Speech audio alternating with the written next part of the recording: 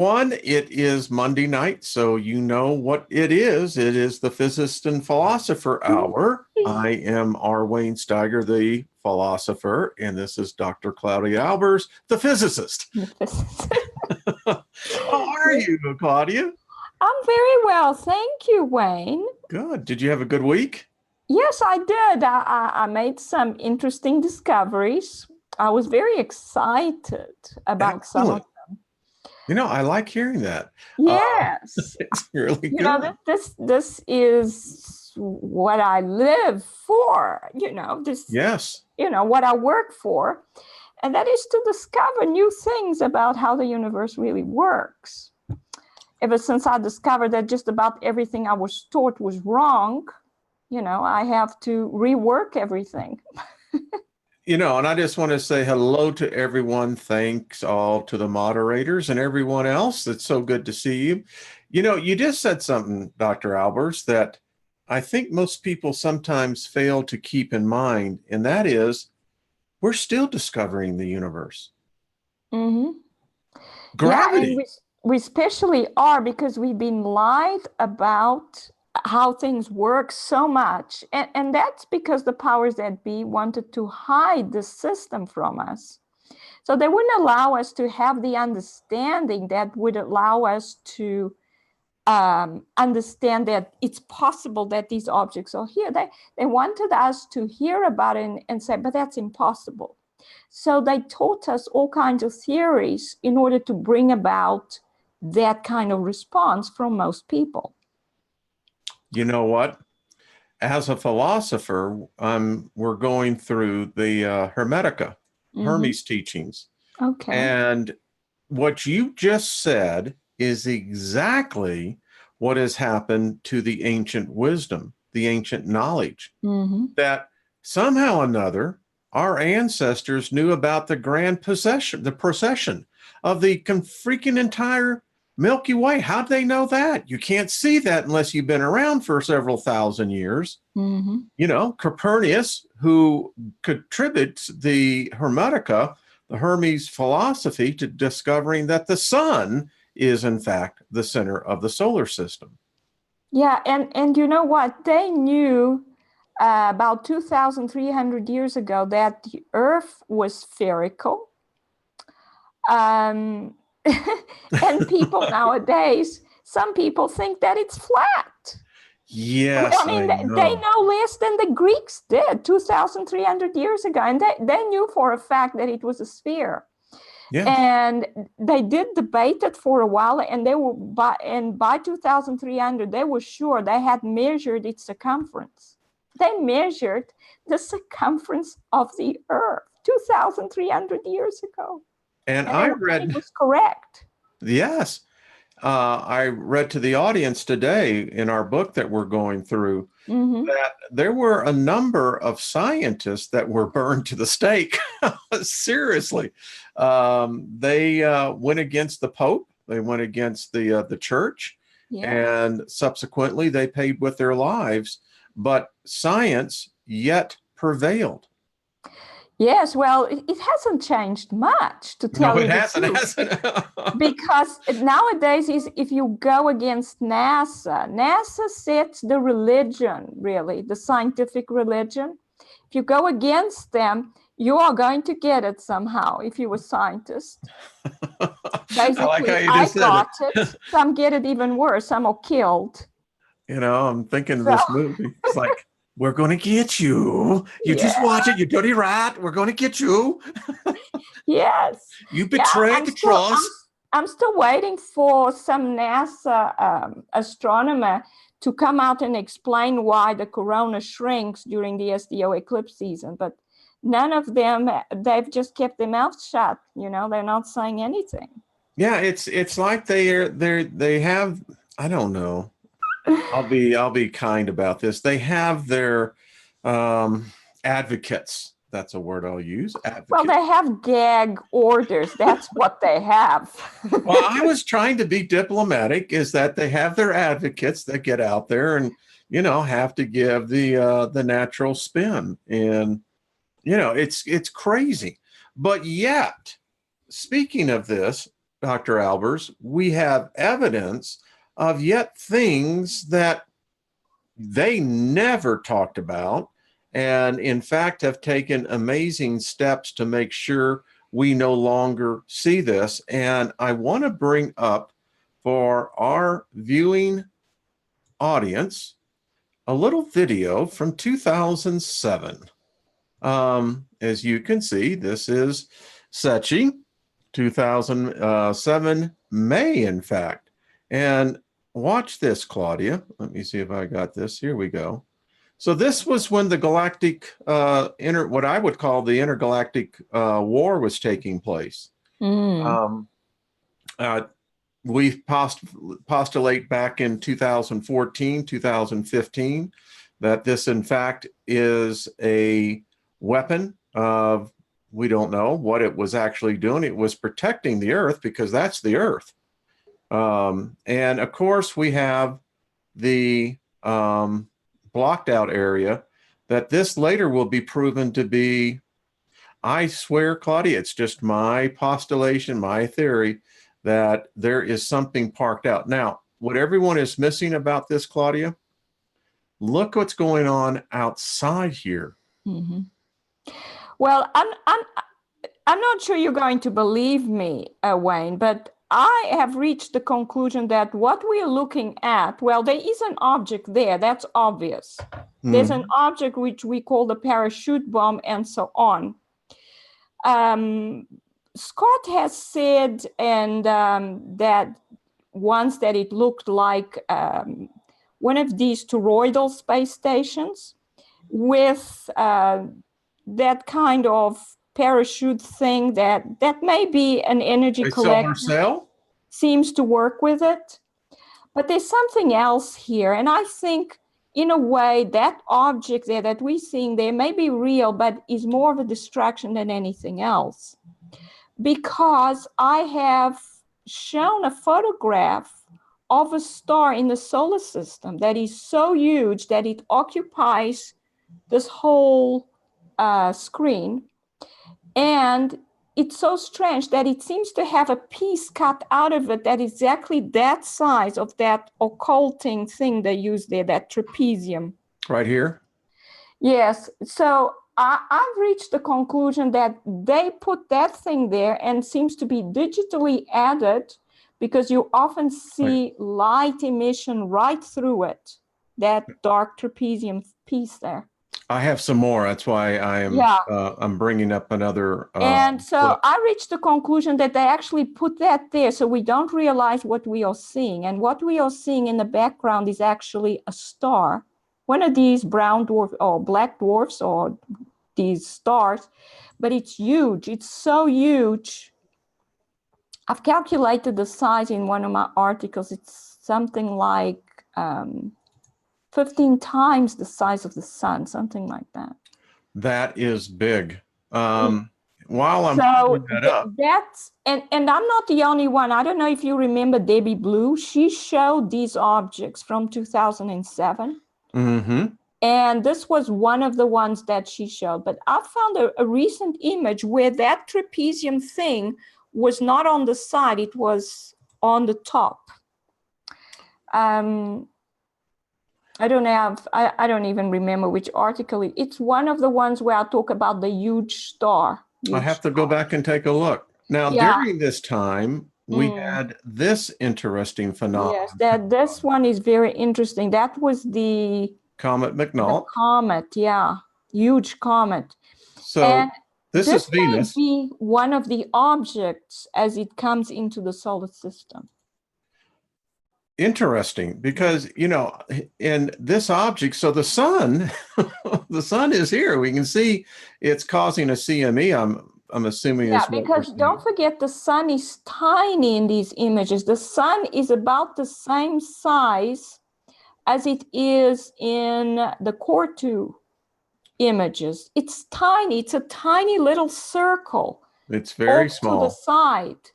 So any object that we see here, that comet is absolutely huge. Of course, it could be that it was a lot closer to the spacecraft. This spacecraft at that time was very close to Earth. This was from 2007. It hadn't moved very far from Earth.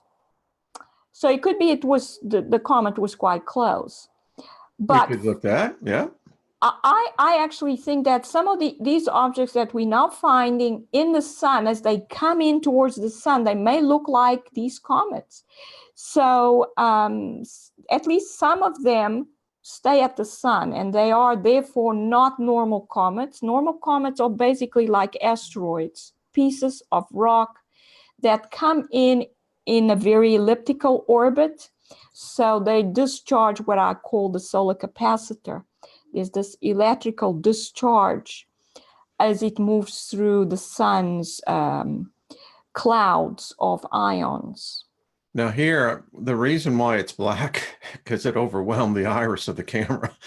It was so bright, and it's very interesting. Well, did they say that's what it was? That's what they say. I mean, it just... Either that or they're just blocking our view so we're not seeing something. Well, I would love to see what's going on behind here, because even if this was close to the camera, yeah, it's still a good distance from the sun and from where the comet made its perihelion turn. But still, Claudia, it's huge. I mean, the effect, and I mean, this is some of the interesting things in the early days of SETI.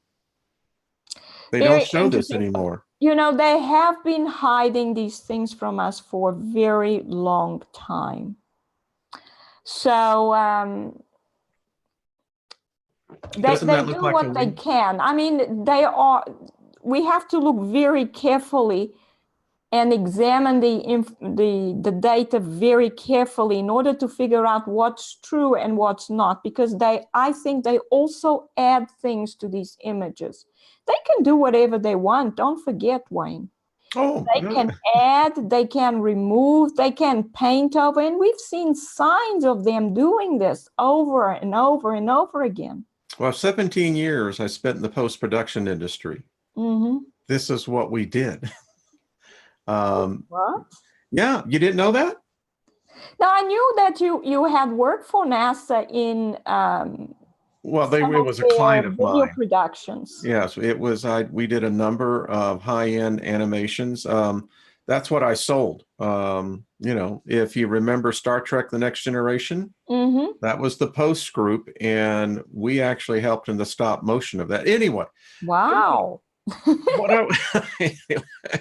What I want to talk about here, this one has always fascinated me. So we've got Venus here. I think this is Earth coming in. But Claudia, this is still just a huge, luminous display. I still marvel when I see this. Yeah, it's a huge tail. This comet must have come in an extremely elliptical orbit. Look at that. And here's the puny sun. I'm sorry. It's like, you know, you just had this whatever that, I know it was a comet, but I mean, could that have been? The thing is, that tail seems to be behind the Earth, so it must have been absolutely huge. Absolutely. So here it comes in, and it's just, look at the brilliance. You know what? They're not allowing us to see the coma. Yes, thank you. The tail is so bright, and we are seeing it. We're not seeing the coma, which is not necessarily that bright. I think they're blocking us from seeing what's really there. That's what I think it is. That's why there's that black line there. So, and what this was then was probably one of the stellar cores coming in, and it must have been a huge one. Well, I was just postulating that they say that Venus was a comet that got caught into the gravitational pull of the sun. Okay. Yes. But even if this was close to the camera, I mean, let's just say it was within, I don't know, let's say 5-6 million miles. I mean, still, it just seems to me like this. I don't know how big McNaught was, but it just, which other planets do we see here? You said the Earth and? This is Venus. We know this, but look at what's the reaction to Venus. You know, by the way, we took it in the rear end, where people were saying the effect when Venus was down here and how it was throwing off this arc, that was a distortion of the camera. This right here disproves that, because what you can see happening here, what do you see? Yeah, it's a plasma loop. Yeah, it is. And I mean, I've been writing about this for years now. Venus is not supposed to have a plasma loop, because it does have it doesn't even have a magnetic field. It doesn't even it doesn't. a magnetic field. Yeah, I mean, but it has an induced magnetic field which comes from the solar wind. So Venus is still very much like a comet. So Claudia, look at this object.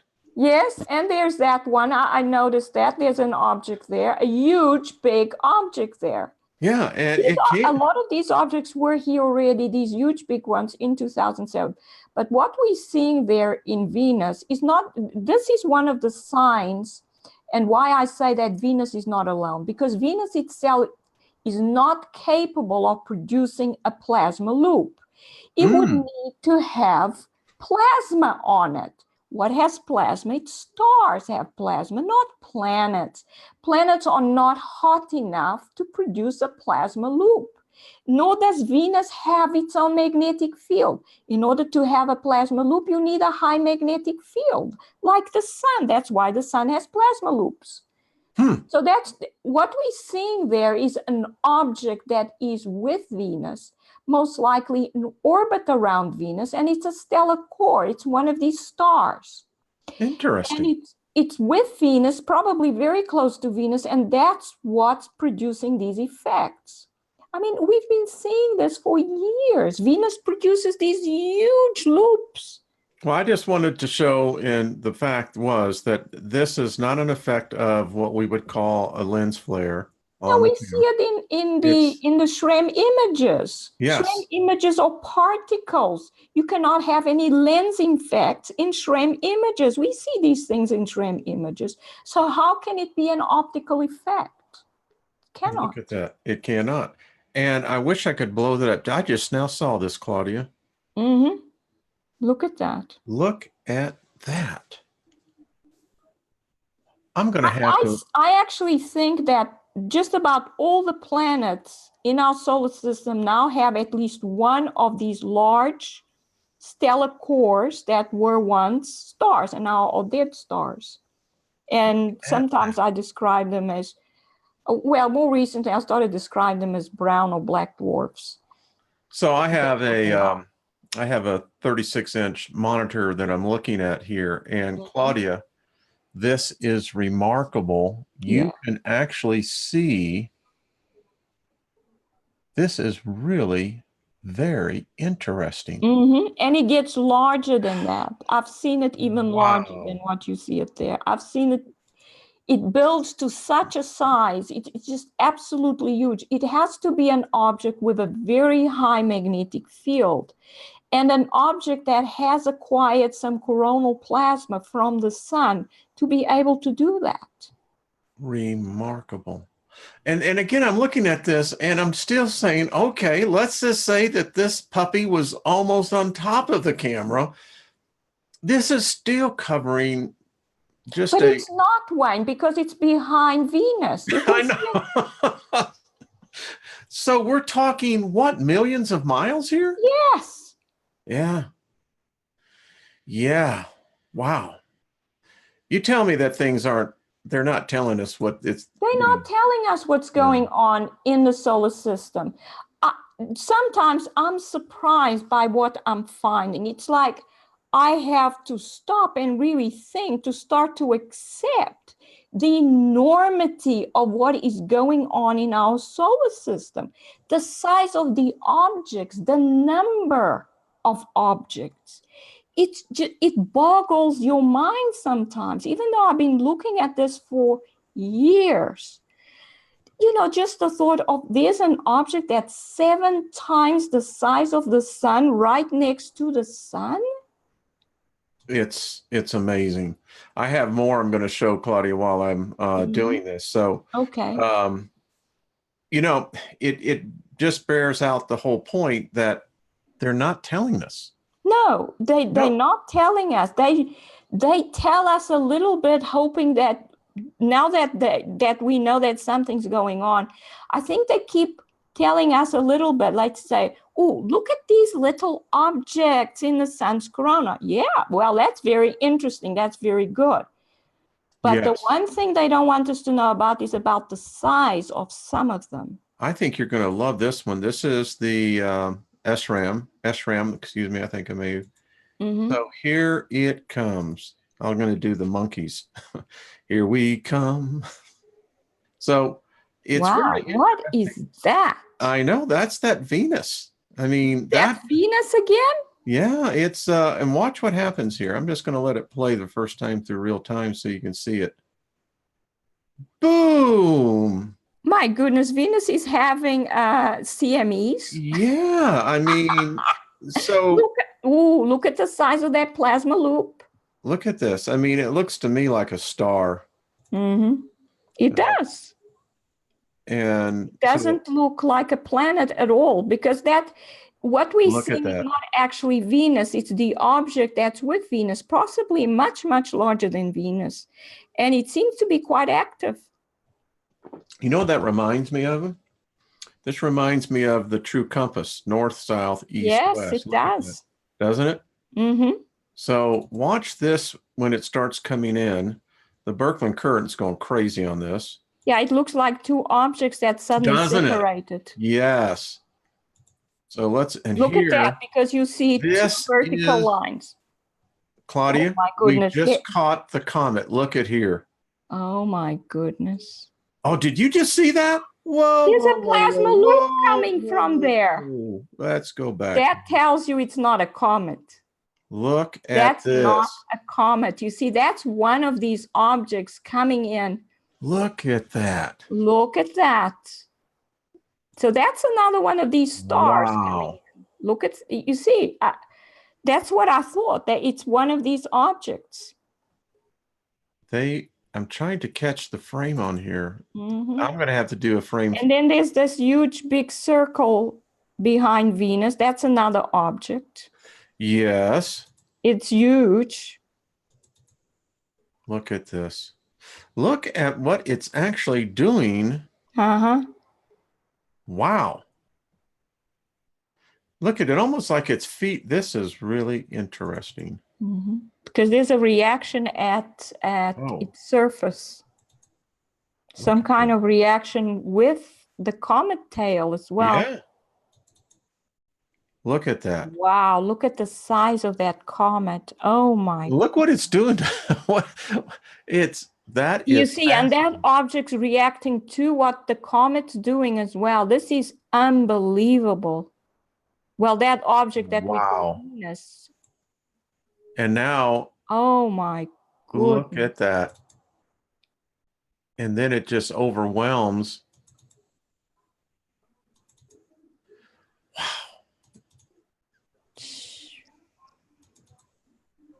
Look, the sun's reacting. It's, yeah, I think it just said. I mean, the sun is tiny compared with these objects, except the sun still has a lot of energy.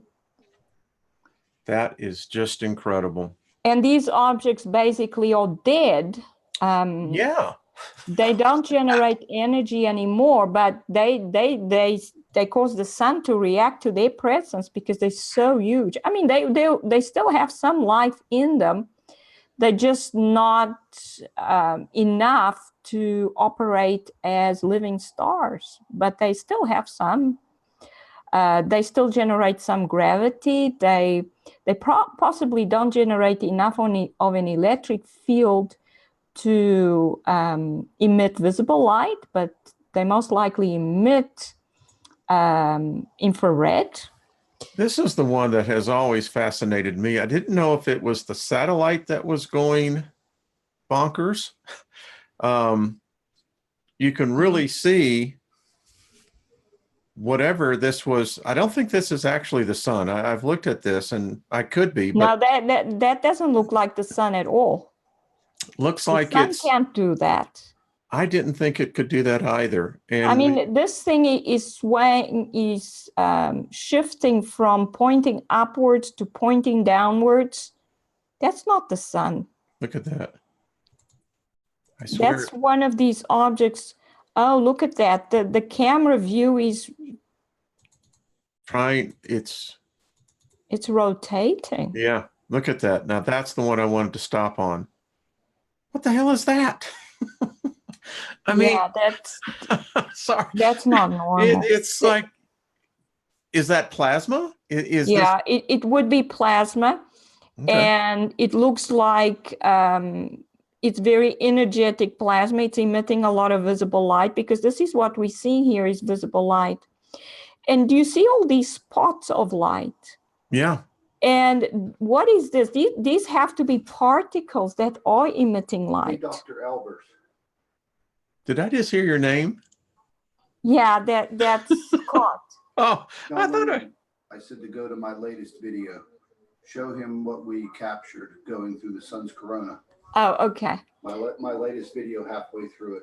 Okay, Scott says that we should show what he's got in his latest video. He sees an object moving through the corona.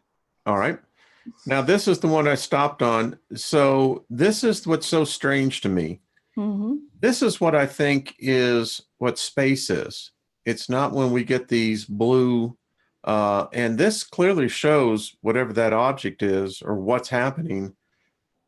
Sometimes it makes me think that we're looking at two different realities. Yeah, because what we are seeing is not background stars, Wayne. Now, I've discovered that these spots actually sometimes appear in front of objects as they move across, because these spots are actually part of the debris that these objects leave behind, because they shed their outer layers of material. And when they arrive in the sun's corona, they're usually still shedding a lot of material. So they fill the whole of space around the sun with this material, which is low in energy. And because it's low in energy, whatever it can gather from the solar wind has more energy than it does, and it causes it to heat up and ionize, and then it emits light. That's why we have this is all debris around the sun that these objects are leaving. It's just, and then it spreads out through the solar system. That's what started entering our atmosphere in 1850. That's what led to the noctilucent clouds. This is what it is. This shows that an object has just perhaps arrived and has just shed a whole lot of debris.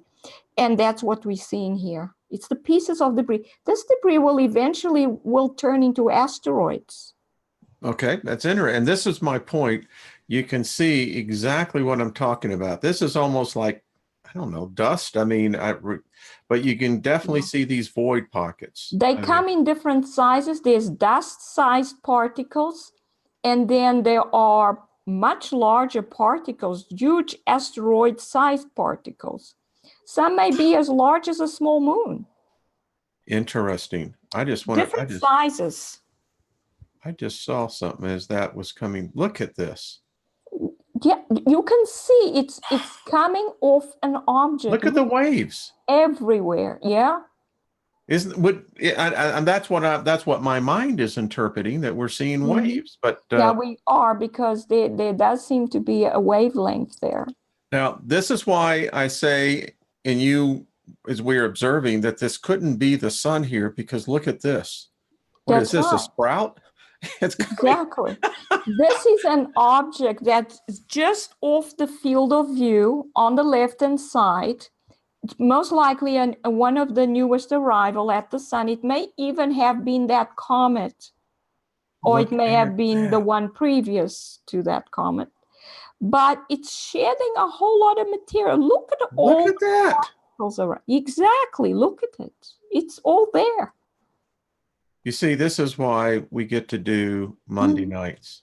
Yes. And we won't continue to keep people, but oh man, I can't. Anyway, well, we have some of your papers pulled up, Dr. Albers. That's good. And I should say hello to the MFA people. I know that stuff always shows Hello, MFA members. And they love hearing about what we talk about, which is very welcome all of them. The truth. So I pulled up this one, Dr. Albers, because this so happens to be something that many of us out here in the Intermountain West have been suffering from, is heat. We've had now 12 days of 90 plus degrees. We've set in the last 8 days, 7 records. And what gets me about these records, which has kind of I've really been thinking about this, many of these records were only broken in 2000 and 2012. We're hitting, for instance, they told us tonight, we will hit the all-time record high ever kept for the month of September. Oh, so, my goodness. It is hot here. It is. And Saturday, we had 4% humidity. 4%. So I saw this and I thought, how timely, talking about heat and gravitational photon energy. Yeah. I wrote this article. I had to do a whole lot of stuff in order to do one final article. And I had to break it up into different parts. And this is the heat and photon energy part, because previously I said that gravitational energy, which is a photon inside a particle. And I can pull that article if you want me. I can pull that up. No, it's okay. Okay. So I said it's about the gravitational energy, which is a photon inside a particle, which is what generates the gravitational field. The gravitational field comes from the photon inside a particle. And, I just realized why it is a wave, because a photon, light, is a wave. But here I'm just trying to separate the two forms of energy, because like I said before, all energy is photons, but it exists in different forms. It's the free photon and then the photon within particles. And even the photon within particles exists in two forms. It's the gravitational part and the heat part. The gravitational part generates the gravitational field. The heat causes the particle to vibrate. The more heat, the more the particle will vibrate. So, and it's a gaseous particle. It will move at higher speeds if its heat increases. So here I go back to the previous one. I think we went through it last week. I'm not sure anymore. I guess I mean. But I show, this is the solar capacitor. So the sun is at the center, and then it has clouds. It's nebula clouds that contain ions.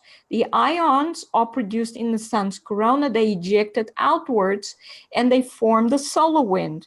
And then these particles are ejected away from the sun, mainly along the equator. That's why they're toroidal clouds, like the rings of Saturn. The rings of Saturn are the same thing, because Saturn is a star. The sun has its own rings, but a huge ring structure in the form of toroidal clouds. So the first one has the heaviest or the densest ions, and that is nickel and iron ions.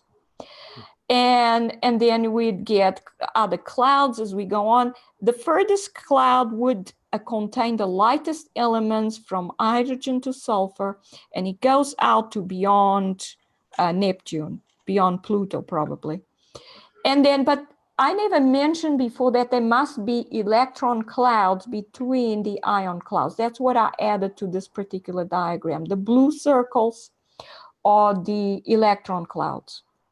And here I explain about how this is about how atoms work, because celestial systems are basically super atoms, basically. Okay. So whatever we see on the microscopic level, we're going to see on the macroscopic, in other words, in astronomical systems. As above, so below. Yes, that's good. And Thank so here I explain how, first of all, on the left, the top diagram is how a photon contains particles inside it, but a photon has no mass and the particles inside it have no mass, but they have charge. And then when the photon moves through a region of high electric field, the particles are split apart, come out from within the photon. And at that time, the photon, instead of being above the particles, encompassing the particles, goes inside the particles. And now we have a confined photon, and it gives the particles mass. The particles already have charge within the photon. They retain the charge, they gain mass, and they acquire a gravitational field. Both come from the photon. So the photon energy goes into the mass and into the gravitational field. Both are associated with gravity because both mass and that energy go into then producing what's called the gravitational interaction between particles. Claudia, I am just having an amazing time right here. So while you were talking, I now can understand how God can give birth. Mm-hmm. You know, Hermes taught that God is, well, in better term, he would be asexual, androgynous. But you just showed me how birth is given by thought. Mm. And when you said this, so you have two elements now, two particles that have separated, that were one. Yeah. And then down here, this is how the two become one once again. That's right. So what we have down there is an hydrogen atom, and an hydrogen atom is formed because the gravitational interaction pushes the proton and the electron apart. Yeah. And so it keeps them apart. That's gravity. It's repulsive between protons and electrons. And in the beginning, I called this interaction the charge separation interaction, because I knew there had to be one in order for us to have the structure we have in the universe. It was only later that I figured out that this interaction is actually gravity. This is part of the gravitational interaction. But when there's not enough gravitational energy inside the proton and the electron, they come together, because then the electrostatic interaction causes them to come together and they become a neutron. So could we say in another term that what we're seeing here would be a law of cohesion? Yes, I mean, don't forget, if we didn't have the gravitational interaction, all particles in the universe would become neutrons. Everything would be neutral and there would be no life. We cannot have life. Good point. Ooh, everything would become neutral. Yes. Wow. You see, all the reactions that are going on in our bodies are chemical reactions and are as a result of electrons being outside the nucleus of an atom and being negatively charged whilst the nucleus is positively charged. If the atoms collapse and become neutral, there's no life, there's no structure, nothing happens. There's no stars, no that is planets, profound. no lightning, nothing. You see, this is why, folks, we have the physicist and philosopher, because what I hear you saying, Dr. Albers, I am seeing in the construct of what we would define as the one, the source of everything. Mm-hmm. I mean, you're doing a fantastic job of defining the mind of God. That's right. I mean, I came across this by simply observing the stellar course and what they were doing with the sun. And I started thinking about it. And then I realized that everything's coming out of light. And that confirms what it says in the Bible, that God is light And in the beginning, he said that let there be light. He created light, and out of light came everything, the whole universe. Yeah, you have, I always love it. It's proton. I love that. It's not negatron, it's proton. That's right. And then you get the electron, which is the elected. Okay, very good. That's one way of remembering which is which. Hey, listen, whatever works for you, right? Yeah, of course. You must make it work for the way your own mind will understand it the best. But it's very easy because it's so transcendent that it goes back and forth. I can see it easily. Hermes says that when a soul is born, that you can tell what that soul is going to be. And if the soul has a translucent, transparent coat, that person is going to be intelligent. They will be one who will seek the spiritual path. If it is cloudy and dense, that person most likely will be what we would call ignorant and also not interested in the spiritual or intelligence. Just merely. That's interesting. It is very. To tell you the truth, I think that all children, unless they are brain damaged, are born geniuses. And it is the environment and often the school system that takes it out of them. Well, I know for myself, the problem I had in school, particularly in the early years, was that they could not keep up. I was bored. When you begin to see, math became very easy. Anyway, I think it is. Yeah, I think all children have special gifts in different fields. Like some are artistically inclined, some are language inclined, some are scientifically inclined, but they all have amazing abilities. It's just the environment they then end up in, it often stifles that spark in them, which is very sad. But I have seen what good teaching can do for students. And that is, if you start believing they can do it, they absorb that and they start doing better. Well, I think that holds true even for adults. Yes, absolutely. Everyone needs to be encouraged and needs to know that they can do things, they can understand. Often it's our belief that we cannot do it. That's the only thing that stops us from going forward. I love this.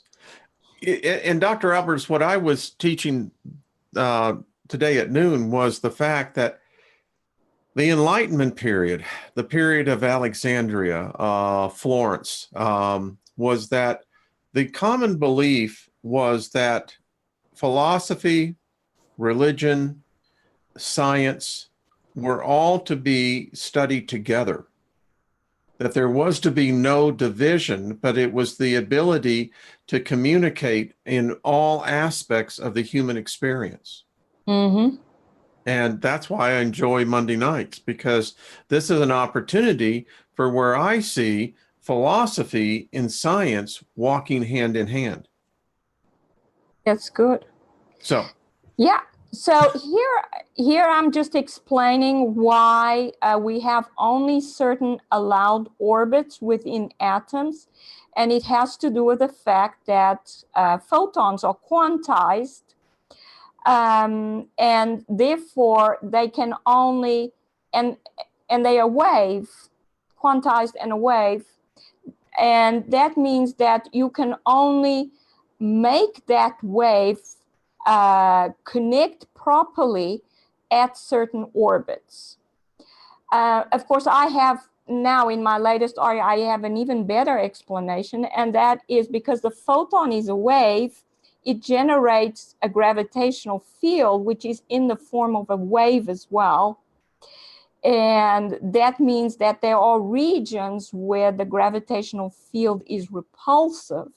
It's attractive in the center, and there's a region of repulsive, and then another region of it. It's like a circular diffraction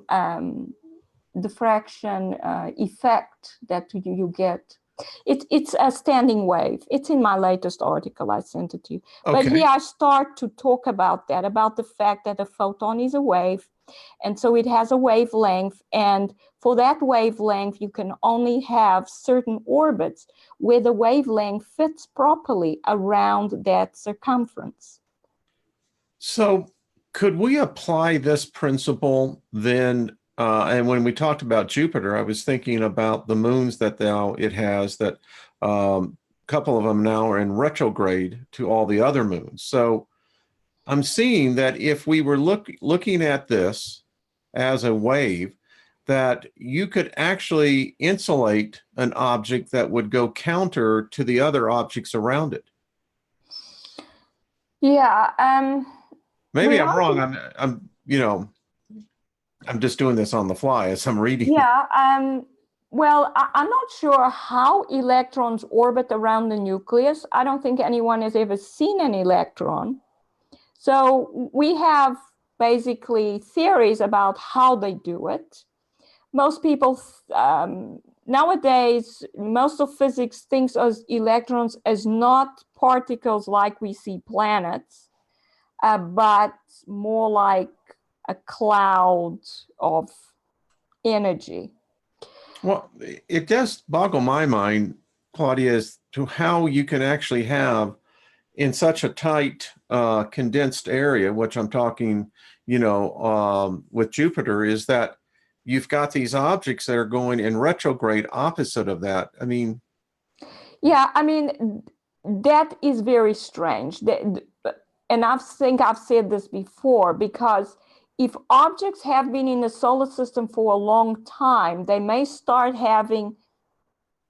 have started out in very strange orbits, but over the years, they sort of adopt to the same type of rotation as all other objects. So the fact that we have objects that are retrograde, that means that they are newly acquired moons. Yeah. They have not been in the solar system for a long time. They have just been captured by Jupiter. And they came in such a way that they were captured in a retrograde orbit. I mean, we have seen some objects out there in the Kuiper Belt that are at huge inclinations. I think I wrote an article about that. I think it was Niku. And, yes. And it was actually in a retrograde orbit. So go ahead. That meant it's a newly acquired object by the sun. The same thing will happen with Jupiter. But we have so many of these stellar cores in the solar system that I would think that every planet in the solar system, even though Jupiter is not really a planet, it's a star. So Earth probably has acquired one of these large stellar cores. It's probably in orbit around our planet. And Jupiter has probably acquired several, maybe Saturn. And then there are the smaller ones, which they actually tell us are there. And these would be the planetary cores, objects that were once living planets orbiting the largest stellar cores, and have now become moons to Jupiter. There are lots of them. They're newly acquired, and they come in all sorts of different directions. These objects don't obey gravitational laws like solar system objects do, but they do gain energy and eventually will start obeying some gravitational law, although they will seem to almost be as if they have very little mass when they are enormous, sometimes enormous objects. Yeah, and that's what I just drew here. So I'm taking on the XYZ axis that on the X plane, which I would say would be our Kuiper belt, the Oort cloud. So we know that in essence, it's rotating in one direction, and it's typically, if we looked on the ecliptic, it would be kind of basically on the flat plane, right? Yeah. So when we look at the y-axis, that represents to me in my mind another law of gravity or motion here that is counter to the x-plane that we have here. So are we seeing two different systems interacting with one another? The thing is, what I've discovered is that the Planet X system is a huge system. It's about 20,000 times larger than the solar system. Wow, now that would answer a lot, Dr. Alb. Yeah, that's right. It encompasses the whole of the solar system. The solar system is inside it. The Planet X system is basically the local interstellar cloud we are in. That is forward thinking. So they're coming in from all directions. Yeah. Because the solar system is inside it. Wow. So basically, this is the Planet X system, right? Mm-hmm. And you know this thing about the Oort cloud that's supposed to be out there? Right. Well, the Oort cloud is part of the Planet X system. That's where all the comets are coming from. Could it be postulated that the Planet X system itself would be the remains of the Sagittarius dwarfed ecliptical galaxy? Yeah, well, it's a possibility, but we cannot say for sure. What we do know is that it's a dead system. It's a system of dead stars. And I don't know when. That would make it old. Yeah, I don't know how it happened. It could be that it came across one or a system from outside the galaxy entered the system and then destroyed all the star systems in a certain region and assimilated them all together in a cloud within, or it formed a cloud, a region in the galaxy where all the stars are dead. Wow. Because when one dies, it's going to destroy another one next to it. You've given me a lot of thought in here, because if we take the term through antiquity that our forefathers and ancestors saw, they viewed the heavens with the disastrous effects of what they witnessed, called the destroyer. Why would it not be part of a system that has, as you said, it's a dead system, but it would in fact be a destroyer system?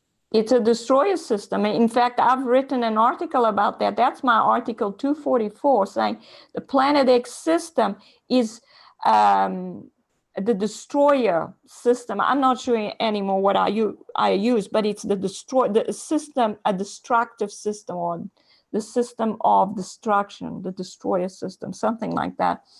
Because that's what it does. Wherever it goes, wherever the members of the system, whenever they reach another star system that is still living, they will go into that star system, or they start invading it, and they start absorbing its energy until everything there is dead as well. And it becomes absorbed into the Planet X system. Okay. So basically, our sun has recently entered this section of the galaxy. It hasn't been long ago. It's still at the beginning of it, but it encompasses the solar system all around. I gotta tell you, Dr. Albers, you have just expanded my mind immensely. Wow. You know, the hour is already come and gone. I mean, this is... What? Really? It has. It's almost 8 o'clock. Oh my goodness. I didn't even explain about that art. Oh, and the people are just loving it. I mean, it's okay. You have really given me a lot of thought. I mean, it's to think that we would be actually inside of Planet X, a system. Could we make not only that, I've been thinking that the sun, when it's strong, it actually keeps these objects from a lot of these objects from entering into the solar system. As the sun gets weaker, more and more of them come in. Yeah, yeah.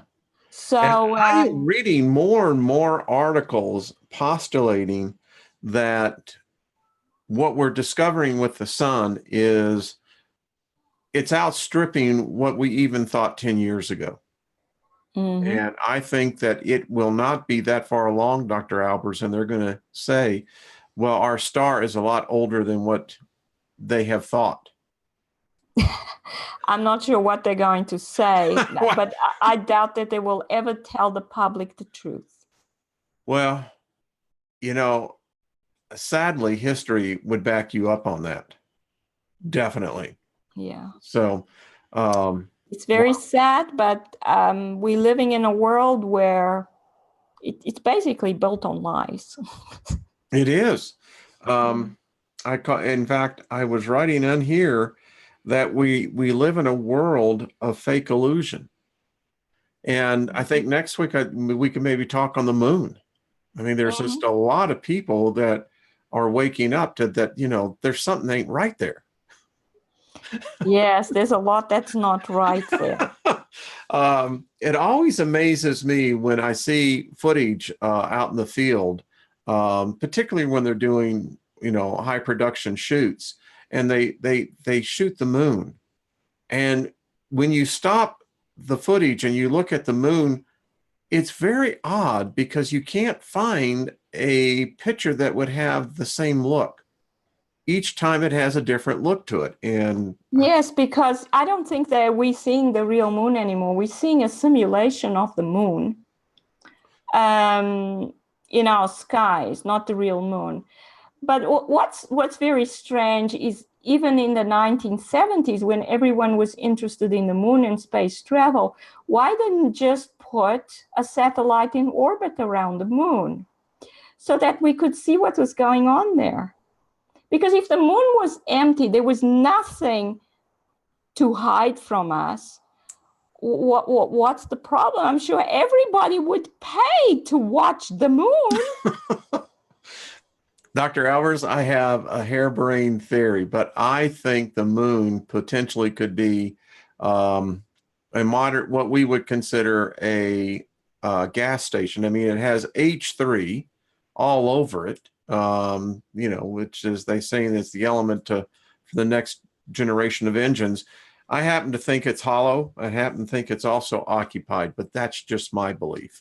Well, it probably is. I just, through my new understanding of gravity, I discovered that most planets will have a hollow shell within them somewhere. You know what? I'm writing this down and I'll send this to you. I'd like to do a show on gravity. It's still one of the most complexing, how should we say, enigmatic concepts. It doesn't seem to work. In fact, I was reading an article and the guy said in the article, there's not enough gravity to keep the universe together. That's, yeah, I know they say that, but that's... They say that, don't they? And I'm going... It's absolute nonsense. They don't even understand how gravity works. They don't understand what gravity is. They don't even understand that gravity is repulsive as well as attractive. It's just unbelievable, the ideas that, I mean, they say that everything's about gravitational collapse. Everything in the universe is due to gravitational collapse. But we have the stellar cores in our solar system that are old stars that are solid, that have cores. And they dark and cold. And they're not emitting light. And they didn't collapse into black holes. How is that possible? If huge stars always turn into black holes. Well, yeah, I mean, that tells you that that wipes out just about all astrophysical theory. If they only looked at the sun and what is there, that's why they don't do it. Well, I dare say that in the near future, and I mean near future, we're going to see new laws postulated because the old ones don't work. Talking in your profession. Oh, in my profession? Yes, in physics. I don't know, Wayne. I've actually given up on my profession because... Well, actually, you shouldn't, because you are actually the tip of the spear of the new revolution. I think that is going to, listen, we've seen it in science before. There seems to be a renaissance that takes place. I think, Claudia, you're just the beginning of a new renaissance of free thinkers. Seriously, well, I really hope so. well, you know, but I don't see how any physicist would come out and agree with me and say, oh, we're going to look at the observations now and we're going to say, yeah, these objects are there. I don't think they couldn't be biased or have do that. No, well, let me just tell you this. The ones that still have integrity would probably be more fearful of them losing their job, but I have a sense that you have far more proponents than what maybe appeared. That's just well, maybe there are people who do listen and agree, but they're not saying anything. Well, we're saying it here. Yeah, well. Yeah, we are. And I love it. That's good. Well, okay. Our hours just come in and go. Yeah, it's amazing how quickly it went. I mean, we were just describing how the universe works, and we were just getting into that. Well, but I think it's a good idea to have a show on gravity. Please. And what I've discovered that it's a standing wave. You know, a wave is like the wave of the ocean has crests and troughs. But gravity is a standing wave, which means it's high in the middle, it's a peak, and then it goes down, it becomes negative around the peak, and then it has another high. That means in the low, it creates a shell inside a planet and different shells going all along. That's why you have stable orbits and unstable orbits. If an object goes into a region of an unstable orbit, it will be pushed towards one of the areas where gravity is attractive. And that's why all atoms and all star systems have both allowed and forbidden regions, allowed orbits or allowed energy levels and forbidden energy levels. I'll pull up the graphic. All due to gravity, because it's a wave. It's a standing wave. And if a planet can fold gravity as it's moving through, then you would naturally have on the curve exactly that. You would have a positive point and a negative point, which would then affect the pull or the repulsion, right? That's right. So if you go into the Earth, if you dig down, you feel attraction towards the center of the Earth, and then you hit the spot where gravity reverses. Yeah. In other words, you get pushed outwards now. So what happens? That produces a gap in the matter. It produces a hollow. And you know what? Okay, we've got to do a show on this because, yeah. All right. Dr. Albers, fascinating. Did Scott get the other T-shirts for the... So we never got around to Scott's video either. Because yes, we got to get that. Yeah, we didn't get time. But he keeps on discovering these objects in the sun's corona. So I think people should go and watch Scott's latest video. He also talks a bit about the Sunspot Observatory, how they said they would reopen it and this and that. It's all lies. Yeah, I tell you what, and the disinformation agents are out there working full time on that one. And I say that we need to stick to what we know, not what they know, what we know, and proceed from that point. And I just, I'm like you. I'm going, sure. Yeah. Yep. All right. Claudia, thank you. You're always just a delight. It is just a real joy. And I just want to thank the folks. MWA, is that right? MFA. MFA, March excuse me. for America. March for America, yes. And thank all of those viewers. And thank you all for a wonderful night. I'm going to be on Forbidden Knowledge tomorrow night, doing a show with them. So check out over that. We'll be back here next Monday night. And what do you have going on, Claudia, this week? I haven't actually thought about it. I'm going to write another article on gravity. Oh, I tell you. Yeah, because I want to make one just on gravity now. The one that I wrote is at the end, where I show gravity waves, and I show where the idea came from. It's actually, it came from observing the tidal event that was associated with Hurricane Florence. How you get an area where you have a high tide and an area where you had ocean recession. I actually measured. And when I saw that, I realized that there had to be an increase in gravity at that point, where there's the ocean recession, and a decrease at the point where the tide is higher. So that meant immediately that gravity is a wave, because it goes high, it goes low gravity, high gravity. That's a wave. It is. I can see that. I can see that. All right, folks. Yeah. We're going to get into it next week. Have your questions. We'd love to send them to Dr. Albers. If they're on gravity, then let's do it. All right? Yeah. All right. Well, thanks, everyone. Y'all be good to yourselves. We'll see you next Monday night. And this has been a delight, Dr. Albers. Thank you so much. Very well. I love it too. I mean, it goes by so quickly, and it's I'm telling you, it's time travel. You know? I know. Yeah. It's like I tell my wife because we typically will get dinner right after this, and she's like, "You just went in there." I said, "No, I've been in there for an hour." It's like, well, welcome to the time machine. Yeah. All right, folks. Be good to yourselves. We'll see you all next week. Thank you again for stopping by.